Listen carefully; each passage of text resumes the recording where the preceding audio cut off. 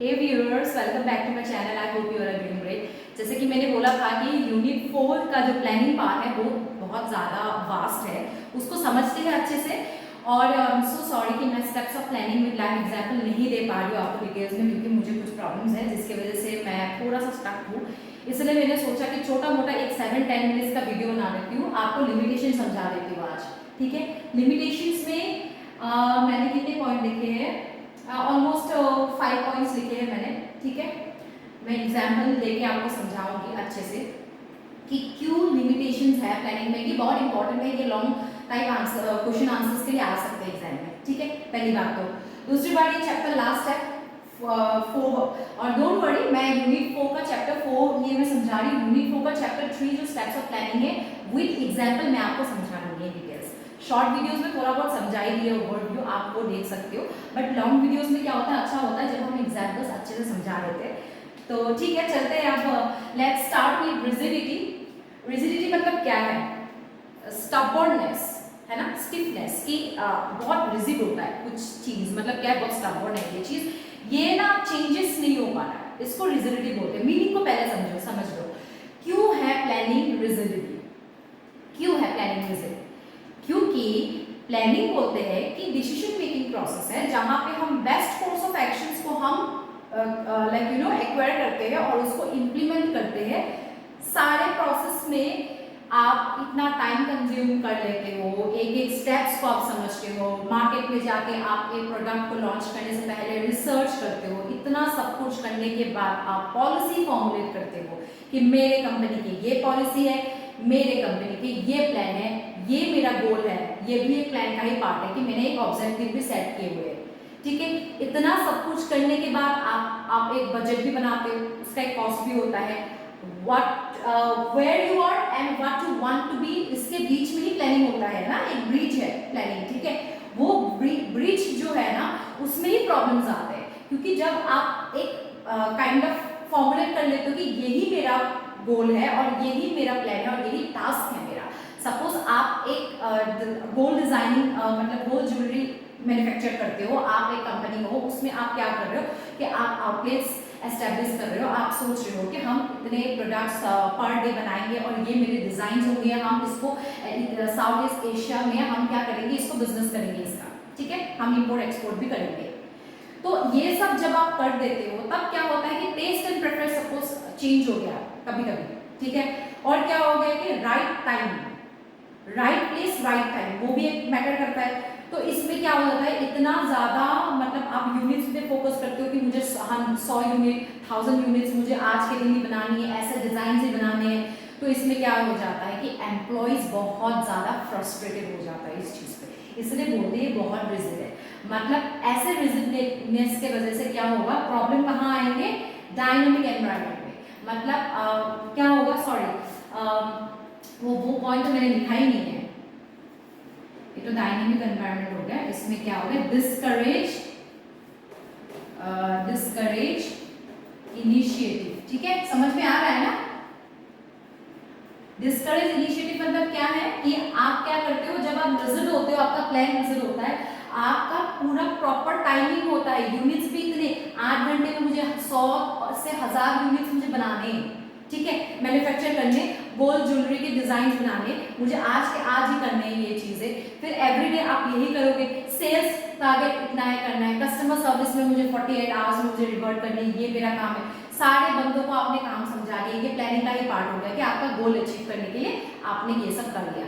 But problem कहाँ आता है, यहाँ डिस्करेज इनिशिएटिव। मतलब आप क्या करते हो, एम्प्लॉइज को बहुत फ्रस्ट्रेट कर देते हो, मोनोटोनस हो जाता है, एक ही काम को कर रहे उनका क्या होता है कि जो भी उनकी इनिशिएटिव होते हैं कि आज मैं वीडियो बना रही हूँ, मेरी इनिशिएटिव है ना कि मैं ऐसे ऐसे कंटेंट्स दूंगी, आप मेरे को रोज बोल रहे कोई आगे कि तू ऐसे बना, यही करना है, इतने टाइम में करना है, इतने टाइम फ्रेम में करना है, मैं आउटपुट दे पाऊंगी, मैं फ्रस्ट्रेट हो जाऊंगी, right? So that is called rigidity and also called discouraging initiative. मतलब हम आउटपुट तो दे देंगे, बट हम जो इफेक्टिव जो आउटपुट होता है ना, कि बहुत क्वालिटी आउटपुट देना होता है, उसमें डिस्करेजमेंट आ जाता है।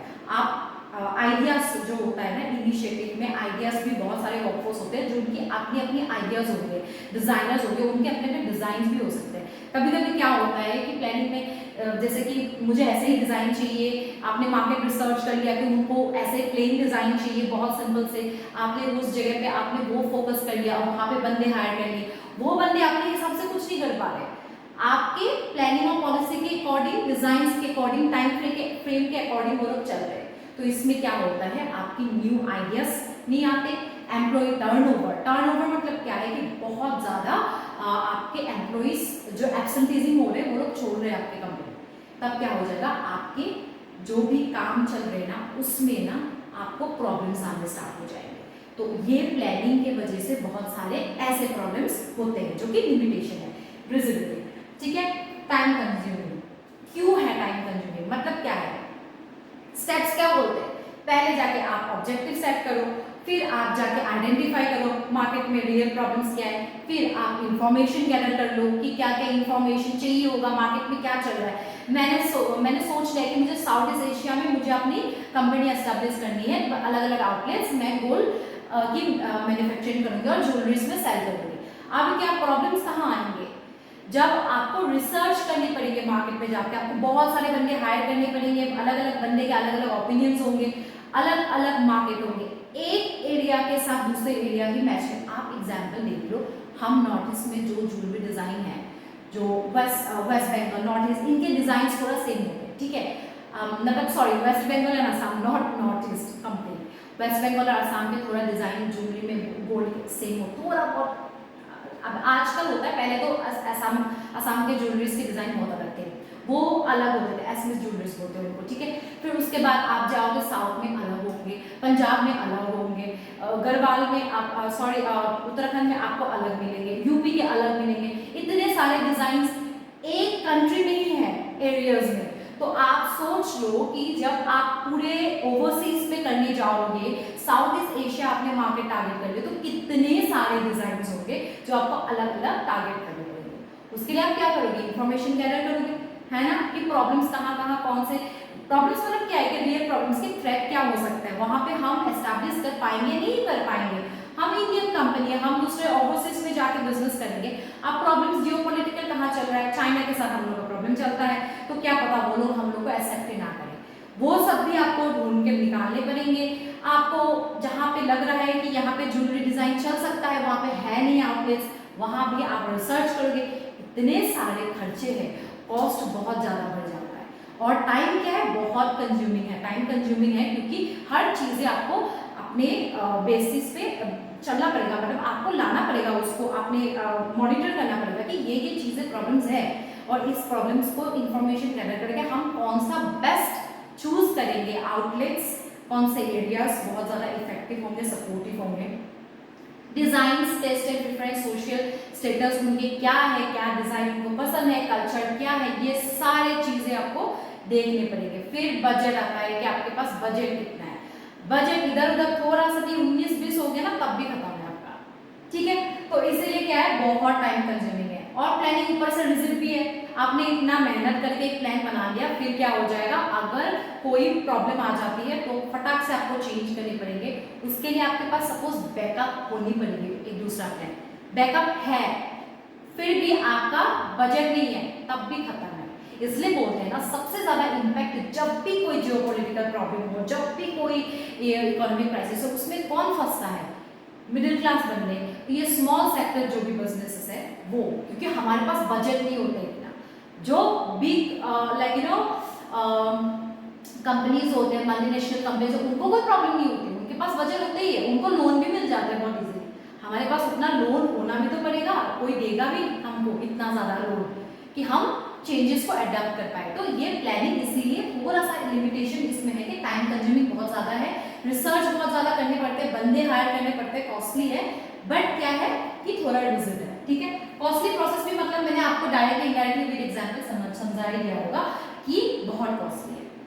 आपको मार्केट रिसर्च एनालिस्ट ढूंढने पड़ेंगे, आपको फिर एनालाइज करना पड़ेगा, बेस्ट कोर्स ऑफ एक्शन ढूंढने पड़ेंगे, मेथड टेक्निक्स जो आप यूज करोगे, फिर आप प्लान को इम्प्लीमेंट करोगे, बजट देखोगे, इम्प्लीमेंट करने के बाद आपको फॉलो अप एक्शन भी करने पड़ेंगे। मतलब आप देखोगे भी उसके बाद मॉनिटर करके प्लान अच्छा चल रहा नहीं चल रहा तो क्या करोगे, फिर आपको बहुत ज्यादा फोकस करके सोचना भी पड़ेगा कि आप में क्या चेंज करो, क्योंकि आपका प्लान भी तो रिजिड है कि मैंने इतना टाइम फ्रेम में मुझे इतना मैन्युफैक्चर करना है, 100 यूनिट्स मुझे पर डे करनी है, इतने बंदे मुझे हायर करने हैं, ये 8 घंटे काम करेंगे, ये तो आपने प्लान कर लिया। आप ऑल ऑफ ए सडन आपको पता चला कि कुछ चीजें आपके हिसाब से नहीं चल रहे, आप क्या करोगे, आप चेंज करोगे। चेंज करने के लिए फिर आपके पास इतने पैसे होने पड़ेंगे, आप फिर से सब जितने भी टाइम जितना आप दे रहे हो, मशीनरी जो भी ऑपरेशंस पे ऑपरेट कर रहे हैं बंदे, आप उसको फिर समझाओ, फिर ट्रेनिंग दो कि ये चेंज हमको लाने हैं क्योंकि मार्केट में ये डिमांड है। तो बहुत कॉस्टली हो जाता है वो प्रोसेस, ठीक है। अगर है तो आप अडॉप्ट कर सकते हो, अगर पैसे नहीं है तो कंपनी लॉस में चला जाता है, ठीक है। समझ में आ गया होगा इतना। लैक ऑफ एक्यूरेसी वही है कि जब प्रॉब्लम्स आते हैं एक्यूरेसी नहीं होती, ये प्री डिटरमाइंड हम फ्यूचर प्लानिंग करते हैं, हम कभी प्रेजेंट में प्लानिंग नहीं कर सकते कि आज मुझे इतने करके देना है और आज ही सेल हो जाए। हम फ्यूचर के लिए प्लान करते हैं कि ये मेरा ऑब्जेक्टिव है। सपोज मैं बोल रही हूँ, मैं गोल्ड ज्वेलरी, अगर मैं एक मैन्युफैक्चरिंग कंपनी हूँ, मैं ज्वेलरी मैन्युफैक्चर करती हूँ, आप मुझे सेल करने हैं इतने ज्वेलरीज को, ठीक है। आउटलेट्स मैंने बिठा दिए हैं, ओवरसीज मैंने साउथ ईस्ट एशिया मार्केट को टारगेट कर लिए है, मैंने बहुत सारे थाईलैंड में ऑपरेट कर रही हूँ, अब मैं सपोज सिंगापुर में, आप मैंने ये भी सोच लिया है कि मैं साउथ कोरिया में भी मैं ऑपरेट करूँगी किसी एरिया में, ठीक है। अब मैंने इतना सब कुछ करने के बाद क्या हो गया कि एक जगह पे क्या हो गया, ट्रेड वॉर हुआ, ठीक है। एक जगह पे क्या प्रॉब्लम्स आ गई, इकोनॉमिक क्राइसिस आ गई उनकी कंट्री की, ठीक है। एक जगह पे क्या हो गया, जियोपॉलिटिकल इश्यूज हो गया, ठीक है। जैसे कि वॉर्स हो गए, ट्रेड वॉर तो आपका बिजनेस वॉर, मतलब आप रेजिस्टेंस है, जैसे कि हम लोग का चाइना के साथ थोड़ा बहुत चल रहा है ना कि प्रॉब्लम्स है, तो हमारा क्या, शीन कंपनी, याद है आपको शीन कंपनी कि एक फैशन कंपनी था हमारे टाइम पे, वो बहुत फेमस था, ठीक है। 2018 में जब मैंने MBA स्टार्ट किया था, वहां पे मैंने वही से प्रोडक्ट मैं ऑर्डर करती थी और मैं पहनती थी ड्रेसेस। अब टेस्ट एंड प्रेफरेंसेस थोड़ा चेंज हो गए, लोगों को बैकलेस ड्रेसेस ज़्यादा पसंद आने लग गए, तो क्या हो गया, आप थोड़ा चेंज हो चुका है, और वो चेंजेस तो आप रहने दो, वो भी है ही सोशल टेस्ट एंड प्रेफरेंस का चेंजेस। सबसे ज़्यादा प्रॉब्लम कब आया था शेन को कि हमारे इंडिया के साथ प्रॉब्लम हो गई और 2020 के बाद हमने ट्रेड खत्म कर दिया उनके साथ, ठीक है। अब उनके जो ऐप था, वो इंडस्ट्री था, वो डायरेक्टली हमारे यहाँ पे बिजनेस नहीं कर पाए, तो क्या किया उन्होंने, Amazon वगैरह जो भी अदर प्लेटफॉर्म्स थे उनके थ्रू थोड़ा बहुत आप बिजनेस कर सकते हो, पर आपका प्लेटफॉर्म चला गया, मतलब इंडिया में आप बिजनेस नहीं कर सकते। 2025 अभी जाके शायद फरवरी में आप चेक कर लेना, मेरे को जितना नॉलेज है फरवरी है, ठीक है। 2025 फरवरी में they have started Shein company with the Reliance Retail. Reliance Retail has taken over that company to operate in India. आप इंडिया में जब ऑपरेट कर रहे हैं तो वो सिर्फ और सिर्फ अर्बन जितने भी मुंबई हो गया, नवी मुंबई हो गया, दिल्ली NCR हो गया, बेंगलोर हो गया, वैसे जगह को वो लोग टारगेट कर रहे हैं और वो भी रिलायंस रिटेल कर रहे हैं, ठीक है। उन्होंने सिर्फ लाइसेंस लिया है वहां से, शेन से, और मैन्युफैक्चरिंग जितने भी जो भी मतलब जो होता है ना कि मैन्युफैक्चरिंग जो इंडस्ट्रीज होती है, वो लोग क्या करते हैं, जेनेरिक इंडस्ट्रीज के बंदे के लोग भी आप हायर करते हो एपरेल के लिए, ठीक है, कि ये बंदे होंगे, इतने कर लेंगे, ये इनके फैक्ट्रीज है, इनको हम आउटसोर्स कर देते हैं, ठीक है। आप जब वो लोग करेंगे तो 1000 आई थिंक आउटलेट फैक्ट्रीज के जो भी लोग हैं उनको उन्होंने मैन्युफैक्चरिंग जो भी टेक्सटाइल इंडस्ट्री में है तो उनको उन्होंने क्या बोलते हैं उसको टाई अप किया, ठीक है। अभी 1000 manufacturers exporters going to be, ठीक है। अब वो लोग क्या करेंगे, वो फाइनली जो भी आपका डिजाइन है उस हिसाब से बना के आपके रिलायंस रिटेल शीन को दे देंगे, ठीक है। अब वो लोग आउटलेट्स मतलब जो ऑनलाइन है वो ऑनलाइन प्लेटफॉर्म में आप ऑर्डर कर सकते हो, बट हाउएवर मेरी पर्सनल रिव्यू ये है कि मुझे पसंद नहीं आया उनके कोई भी ड्रेसेस पहले जैसे नहीं रहे, क्योंकि वो शीन के चाइना के जो डिजाइन थे, जो प्रोडक्ट्स थे, वो बहुत अलग थे, ठीक। तो क्यों हुआ उनके साथ ऐसा, geopolitical, trade war, right, economic crisis. अगर ये तो इकोनॉमिक क्राइसिस है, ट्रेड वॉर का, इकोनॉमिक क्राइसिस भी वैसे हो सकता है, ठीक है। ऐसे भी हो सकता है जैसे कि यूक्रेन रशिया वॉर हो गया, जैसे कि इंडिया के साथ वॉर हो गया, पाकिस्तान इनके साथ हो गया हुआ। तो ये सब पाकिस्तान के जो भी लोकल जितने भी प्रोडक्ट्स आते थे ना, कारीगरी इतने अच्छे अच्छे उनके सलवार सूट होते थे, वो अब आएंगे नहीं आएंगे, क्योंकि उनके साथ हमारा रिश्ता ही खत्म है। तो ऐसे प्रॉब्लम्स भी होते हैं, ठीक है। तो उसको बोलते हैं आपके लैक ऑफ एक्यूरेसी, मतलब आपका कोई लैक ऑफ एक्यूरेसी है ही नहीं कि ये प्लान चलेगा, क्योंकि कोई भी एनवायरमेंट थ्रेट आ सकता है और आपकी एक्यूरेसी खत्म हो सकती है कि प्लान मैंने कर रखा है कि मैं इस जगह पे ऑपरेट करूंगी, जैसे कि शीन ने किया था कि मैं इंडिया में ऑपरेट करूंगी। अब क्या हुआ, due to some trade wars और जो भी उनके जियोपॉलिटिकल हम दोनों कंट्री के बीच थे, उसके वजह से हमारी खत्म हो गई रिश्ता। अब क्या हुआ, उनको फेस करनी पड़ी प्रॉब्लम्स।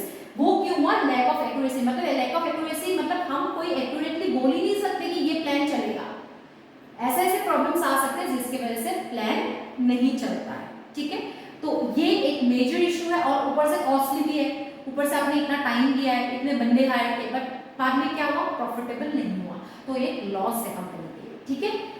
उसके बाद क्या है, डायनेमिक एनवायरनमेंट। सेम ही है डायनेमिक एनवायरनमेंट और लैक ऑफ एक्यूरेसी का जो पार्ट है कि आपका एक्यूरेट है नहीं, क्योंकि फ्यूचर प्रेडिक्शन कर नहीं सकते आप पूरा का पूरा, बहुत सारे क्राइसिस आ सकते हैं। सेम डायनेमिक एनवायरनमेंट मतलब क्या है कि चेंज इन एनवायरनमेंट, हर टाइम पे चेंज होता रहता है situation. Social taste and preferences, हमारे टाइम में 2020 तक हम लोग क्या करते थे, हमको मेरी बहुत प्यारी लेस वाले ड्रेस था, ठीक है, वो शीन से ली थी मैंने, वो ड्रेस उस टाइम बहुत ट्रेंड में था। अब मुझे नहीं लगता है कि वो ट्रेंड में है। विदिन 4-5 इयर्स वो ट्रेंड खत्म हो चुका है। अब क्या होता है, बहुत ज़्यादा बैकलेस ड्रेसेस आ गए हैं, थोड़ा सा लॉन्ग ड्रेसेस आ गए, ठीक है। पहले बहुत शॉर्ट पहनते हैं, आप थोड़ा शॉर्ट पहनते भी तो लोग बहुत प्रेफर करते हैं क्यूट लॉन्ग ड्रेसेस।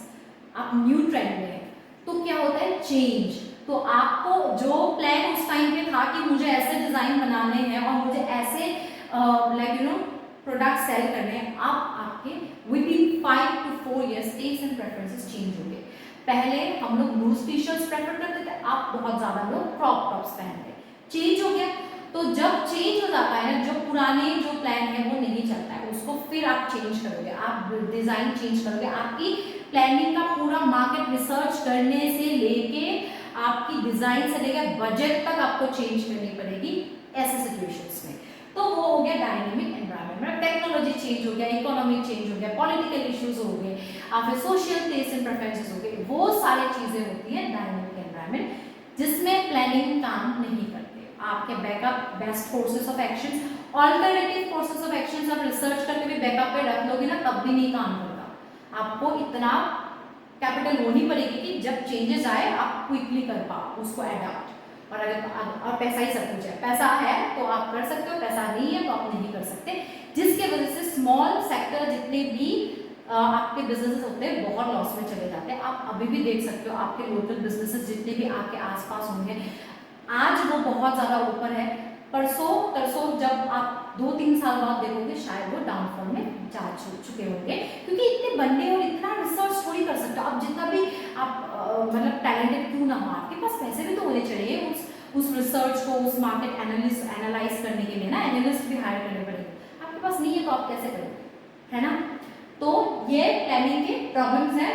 और आप देख लो डिस्करेज इनिशिएटिव, वो मैंने आपको समझा दिए, क्या है ये, यस आइडियाज, वर्कफोर्स के जो आइडियाज होते हैं, जो भी हो उनके स्किल्स होते हैं, वो लोग क्या होते हैं कि क्लियरली नहीं बोल पाते या फिर उनके आइडियाज को डिस्करेज किया जाता है इनिशिएटिव्स को, बिकॉज हर एक कंपनी का प्लान एंड पॉलिसीज होते हैं, वो अपने प्लान एंड पॉलिसीज को चेंज नहीं करते majority of the time. Specifically आप मल्टीनेशनल कंपनीज में जाओगे तो वहाँ पे होते हैं, आइडियाज देते हैं, आपके आइडियाज बहुत ज़्यादा उनके लिए इंपॉर्टेंट होते हैं, उनकी ब्रेनस्टॉर्मिंग भी होती है, क्यों, क्योंकि उनके पास बजट है, वो लोग कर लेते हैं। बट मोस्टली प्लानिंग की एक लिमिटेशन क्यों है, क्योंकि सबसे ज़्यादा क्या होता है जब आप मैन्युफैक्चरिंग कंपनीज में काम कर रहे होते हो, मैन्युफैक्चरिंग यूनिट्स में आप देख सकते हो कि 1000 यूनिट 100 यूनिट्स जो भी आपको प्रोड्यूस करनी है, जो भी आपको डिज़ाइन दिया जा रहा है, वही आपको करने पड़ते हैं, आप चेंजेस नहीं कर सकते। आपका इनिशिएटिव एंड आइडियाज अगर आपके पास बेस्ट भी है तो आपके पास वो अपॉर्चुनिटी नहीं होगी, क्योंकि आप मतलब टारगेट होते हैं, बहुत ज़्यादा टारगेट होते हैं, मुझे टारगेट फुलफिल करने हैं कंपनी के, और कंपनी को अपने टारगेट फुलफिल करने, गोल अचीव करने के लिए। तो इसमें क्या हो जाता है कि एम्प्लॉइज़ की जो आइडियाज़ होते हैं, डिमांड्स होते हैं, वो लैग बिहाइंड कर जाता है, जिसके वजह से प्लानिंग एक प्रॉब्लम है। मतलब समझ रहे हो, पॉलिसीज वगैरह जब आप बहुत रिजिड होते हैं तो बहुत ज़्यादा प्रॉब्लम होते हैं इन इंटरनल। ठीक है, इंटरनल में होगा तो एक्सटर्नल में भी होगा, फिर प्रॉफिट भी नहीं होगा, बिजनेस भी लॉस में जाएगा। सो ये हो गए सारे आपके लिमिटेशंस, इसके मैंने एग्जाम्पल के साथ आपको समझा दिया है। आपको कोई प्रॉब्लम हो रही है तो please comment down below, I will definitely revert back to your queries. Apart from that, if you want to write it, suppose want to know about कि कैसे लिखना है, तो obviously write it down in 2 to 3 words, sorry sentence, not words, sentence, ठीक है, 2 to 3 sentence and then example. Do not forget to give examples, it will just enhance your weightage towards the content that you are giving while you are writing. ठीक है, आपके क्या होता है कि आप अगर अच्छे नहीं लिख रहे हो तो आपको मार्क्स भी नहीं मिलेंगे। मार्क्स चाहिए तो you just have to write 2 to 3 sentences only. Reason क्या होता है, टाइम कंज्यूमिंग क्या है, कॉस्टली क्या है, इसको आप अपने हिसाब से, if you are good in English you can also make it by yourself. मैंने आपको समझा दिया हिंदी में, मैंने आपको एग्जांपल दे दिया है। You have to do is you have to catch it and then write it down in your own words. Simply write it down in English for 2 to 3 sentence and then one example. Take the example of apparel industry, that is the best one. Shein का example ले लो, अवनी का example ले लो, नहीं ले सकते कोई company का example तो फैशन इंडस्ट्री एग्जांपल ले लो, वो सबसे ज़्यादा डायनेमिक होता है। तो इसलिए आप देखना फैशन इंडस्ट्री सबसे ज़्यादा लॉसेस में भी जाते हैं, बहुत लॉसेस में फैशन इंडस्ट्री से जाते हैं। आप अगर आसपास में लोकल शॉप्स भी देखोगे, जो भी आपके स्मॉल सेक्टर फार्म्स होंगे, उसमें भी सबसे ज़्यादा लॉसेस उनको देखने को मिलता है अपैरल इंडस्ट्री के अंदर ही। क्यों? क्योंकि वो लोग भी नहीं समझ पाते कि ट्रेंड कैसे चेंज हो गया और कैसे कैसे कपड़े लाने हैं। You have to be very up to date in terms of apparel industry. ठीक है, ये एग्जांपल आपका बेस्ट रहेगा in planning to explain about the limitations. ठीक है, इसको हम खत्म करते हैं आज। फिर हम जाएंगे यूनिट 4 का प्लानिंग का और एक पार्ट चैप्टर बाकी है, वो है चैप्टर 3 जो स्टेप्स है, उसको भी मैं ऐसे ही एग्जाम्पल के साथ समझा दूंगी आपको। आप जाके आराम से इसको नोट्स बना के लिख सकते हो और लिख के आप खत्म कर देना फिर। ठीक है, ऑल द बेस्ट, आपको समझ आया होगा, अच्छे से एग्जाम्स देने और है तो फिर बोर्ड्स के एग्जाम के लिए प्रेप करने, तो मेरे ये वीडियोस बहुत काम आएंगे आपको।